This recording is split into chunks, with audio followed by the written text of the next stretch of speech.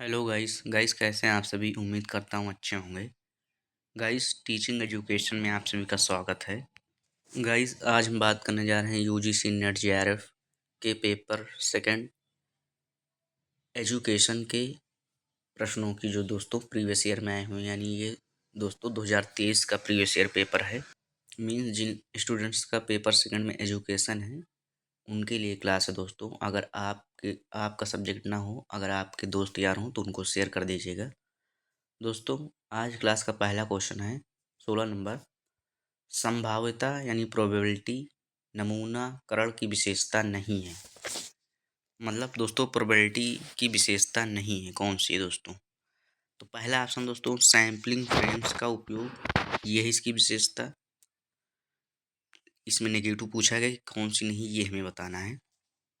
फिर दूसरा ऑप्शन है स्पष्ट रूप से परिभाषित नमूना चयन प्रक्रिया।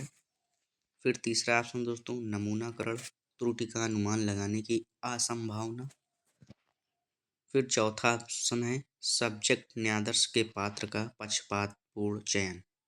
तो इसमें हमें दोस्तों वो ऑप्शन बताना है जो नहीं है, मतलब प्रोबेबिलिटी विशेषता। तो दोस्तों इसमें क्या सैम्पलिंग फ्रेम्स का उपयोग किया जाता है? तो दोस्तों इसको जान लेते हैं कि संभाव्यता है क्या, यानी प्रोबेबिलिटी है क्या। तो दोस्तों ये सबसे पहले इसकी जो विशेषता है या इसकी जो परिभाषा है, इस क्या है दोस्तों, ये रैंडम होती है, मतलब यादृच्छिक जिसकी हिंदी होती है। और इसका जो अर्थ होता है यानी अचानक या बीच से किसी को ले लिया जाए बिना बताए। और ये दोस्तों ऐसी व्यवस्था या ऐसी प्रक्रिया डिजाइन करती है जो प्रत्येक व्यक्ति को चयन के समान अवसर प्रदान करे, मतलब सिलेक्शन के समान अवसर प्रदान करती है। तो दोस्तों जैसे इसमें पहला पॉइंट है कि सैम्पलिंग फ्रेम्स का उपयोग क्या किया जाता है, इसकी विशेषता है।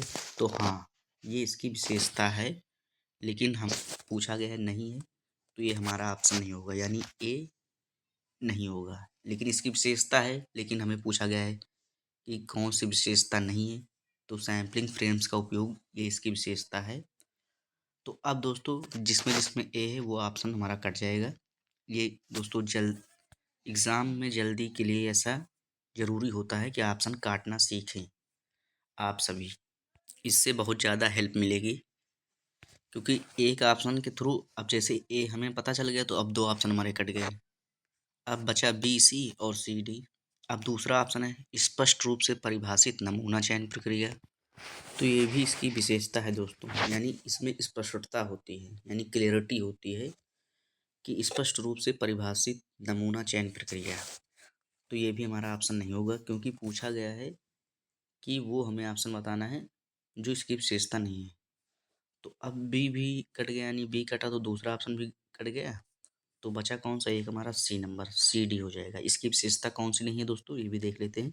सब्जेक्ट न्यायाधीश के पात्र का पक्षपातपूर्ण चयन।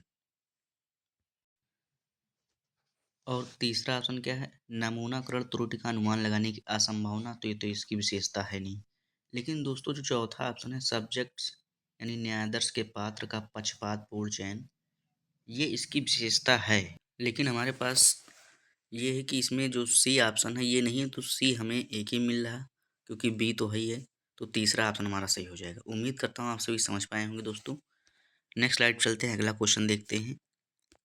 अगला क्वेश्चन है दोस्तों सावित्री बाई फुले में कौन सी एक विशेषता नहीं हो सकती। मीन्स दोस्तों ज़्यादातर क्वेश्चन में आप लोग देखे होंगे, अगर प्रैक्टिस किए होंगे या देख रहे होंगे, जानते होंगे कि अब क्वेश्चन है वाला नहीं पूछता, नहीं है।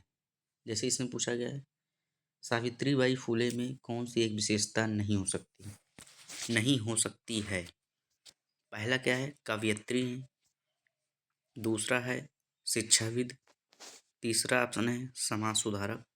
और चौथा ऑप्शन है राजनीतिक कार्यकर्ता। तो वो दोस्तों कवयित्री भी थी, हमें नहीं बताना है, तो ये हमारा ऑप्शन कट गया है। मतलब ये इनकी विशेषता है, लेकिन हमें नहीं वाला बताना है। शिक्षाविद ये भी उनकी विशेषता थी, लेकिन ये भी हमारा ऑप्शन नहीं होगा। समाज सुधारक ये तो थी ही, ये भी हमारा ऑप्शन नहीं होगा। दोस्तों ये राजनीतिक कार्यकर्ता नहीं थे, मतलब ये इनकी विशेषता नहीं है। कौन से दोस्तों, राजनीतिक कार्यकर्ता, पॉलिटिकल एक्टिविस्ट। यानी हमारा दोस्तों चौथा ऑप्शन सही हो जाएगा। कौन सा?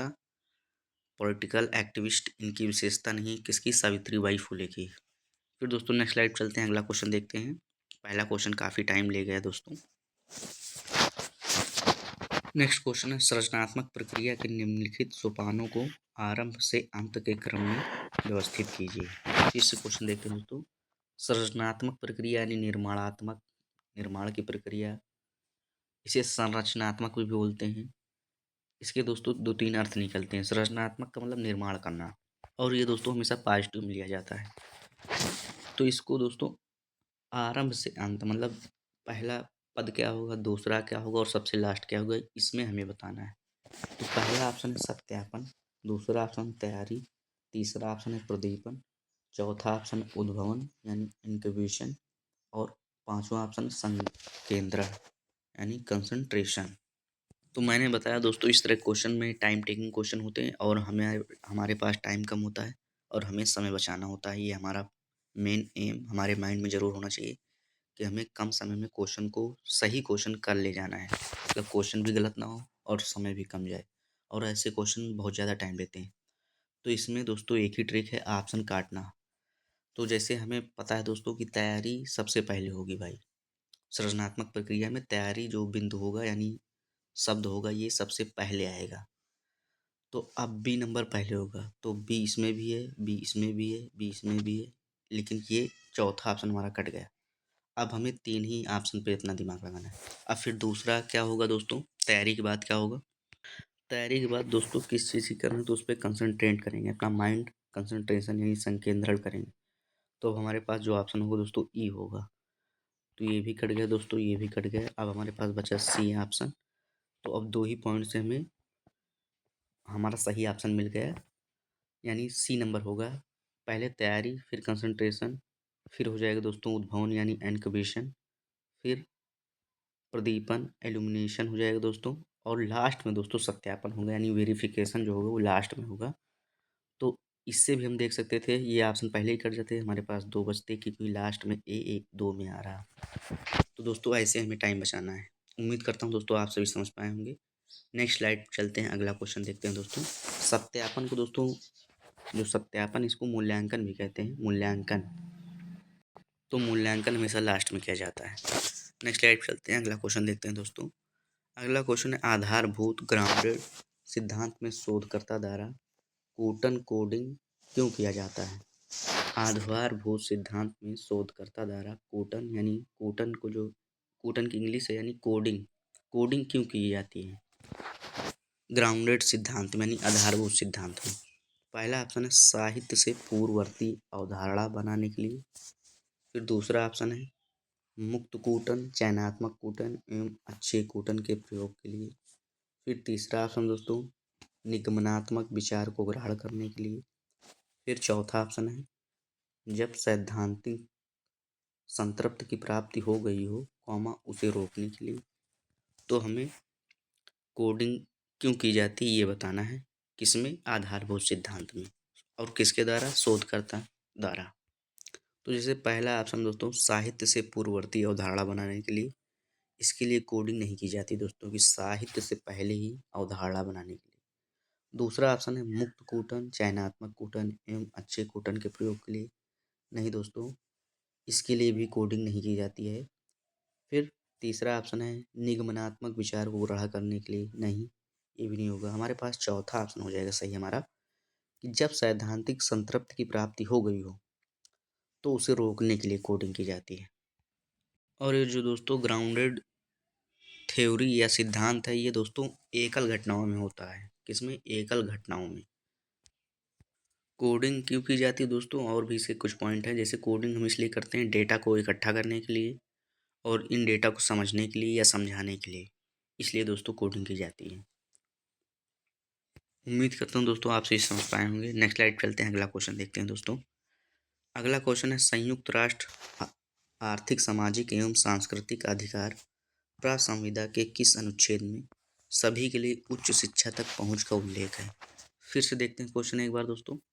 संयुक्त राष्ट्र आर्थिक सामाजिक एवं सांस्कृतिक अधिकार प्रासंविदा के किस अनुच्छेद में सभी के लिए उच्च शिक्षा तक पहुँच का उल्लेख है।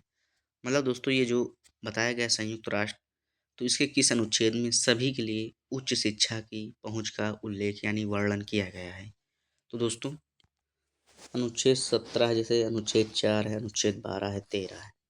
तो दोस्तों अनुच्छेद 17 जो है इसमें बताया गया है अस्पृश्यता का अंत यानी छुआछूत के अंत की बात की गई है। और जो अनुच्छेद 4 है दोस्तों, इसमें भारतीय नागरिकों के न्याय की बात की गई है। अनुच्छेद 4 में भारतीय नागरिकों के न्याय की बात की गई है, स्वतंत्रता समानता की बात की गई है। फिर अनुच्छेद 12 है, इसमें दोस्तों जो शब्द राज्य है इसके अर्थ संघ है ये बताया गया है अनुच्छेद 12 में। और अनुच्छेद 13 जो मूल अधिकार हैं दोस्तों, मूल अधिकारों से असंगत या उन्हें कम करने वाली जो विधि है वो शून्य होंगी ये बताया गया है। तो इसमें दोस्तों उच्च शिक्षा तक पहुंच के लिए जो ऑप्शन होगा हमारा, ये दोस्तों शैक्षिक क्षेत्र में मान्यता प्रदान करता है उच्च शिक्षा के लिए, तो अनुच्छेद 13 हो जाएगा हमारा पहला ऑप्शन। उम्मीद करता हूँ दोस्तों आप सभी को क्लास पसंद आई होगी। दोस्तों वीडियो को ज़्यादा से ज़्यादा शेयर कर दीजिएगा, चैनल को सब्सक्राइब कर दीजिएगा। आप सभी अपना ख्याल रखिएगा दोस्तों। दोस्तों आप सभी जानते होंगे कि 3 जनवरी को सेकंड शिफ्ट में एजुकेशन सब्जेक्ट का पेपर है। तो दोस्तों प्रिपरेशन अच्छे से हो रही होगी आपकी, उम्मीद करता हूँ ऐसे ही।